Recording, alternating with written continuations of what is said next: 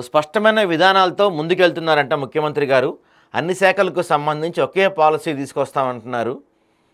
ఇక ఈరోజు శ్రీహరికోటలో BlueBird black 2 machine 24 దానికి 24 అవర్స్ కౌంట్డౌన్ స్టార్ట్ అయింది. అమెరికా కమ్యూనికేషన్ ఉపగ్రహం బ్లూబర్డ్ 6ను మోసుకెళ్లిన LVM-3M6 అంట.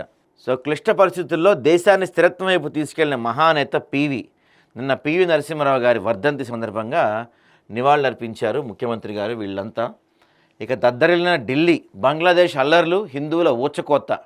ఢిల్లీలోని బంగ్లా హైకమిషన్ ముందు విహెచ్పి ఆందోళన. హిందువులపై దాడులు ఆపాలని డిమాండ్. భారత రాయబారికి బంగ్లాదేశ్ సమన్లు. మనం కూడా సమన్లు పంపించినట్టున్నాం. కేసీఆర్కు అసెంబ్లీకి వచ్చే ధైర్యం లేదు, కానీ బయట ఉండి ప్రభుత్వంపై విషం చిమ్ముతున్నారు. నువ్వు అడ్డగోలుగా మాట్లాడినా మేము మాత్రం దిగజారి ప్రవర్తించమని చెప్తున్నారు డిప్యూటీ సీఎం బట్టి విక్రమార్క గారు. ఇక కేసులకి బెదిరింపులకి లొంగరట. కేసీఆర్ అడిగిన ప్రశ్నలకు సమాధానం చెప్పలేకే కేసుల డ్రామాలు. తెలంగాణ రైతాంగం కోసం పోరాటం ఆగదటండి. కాంగ్రెస్ ప్రభుత్వానికి 420 హామీల భయం, అందుకే ఎన్నికల నిర్వహణ నుంచి పరారయ్యారంట. ప్రజాక్షేత్రంలో ప్రభుత్వాన్ని నిలదీయాలని కార్యకర్తలకు కేటీఆర్ గారు పిలుపిచ్చారు. ఇక 5 జిల్లాల్లో ప్రయోగాత్మకంగా యూరియా యాప్ రిలీజ్ చేస్తున్నారు. 2 రోజుల్లో యాప్ ద్వారా 60,510 బస్తాలు కొనుగోలు చేస్తున్నారంట. ఎందుకు యాప్, ఎవరికి ఉపయోగమైన యాప్ ఇది అర్థం కావట్లేదు. మొన్న కేసీఆర్ చెప్పిన కొన్ని పదాలు కరెక్టే.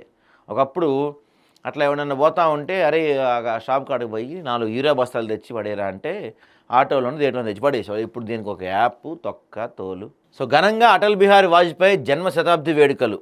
త్రినేత్ర ఫౌండేషన్, కేంద్ర సాంస్కృతిక మంత్రిత్వ శాఖ సంయుక్త నిర్వహణ. నారాయణగూడ కేశవ్ మెమోరియల్ కాలేజీలో స్మారక కార్యక్రమం. అటల్జీ పాలన సుపరిపాలనకు ప్రతీకారణ వెంకయ్యనాయుడు. అటల్జీ కవితల పఠనం, షార్ట్ ఫిలిం ఆవిష్కరణ.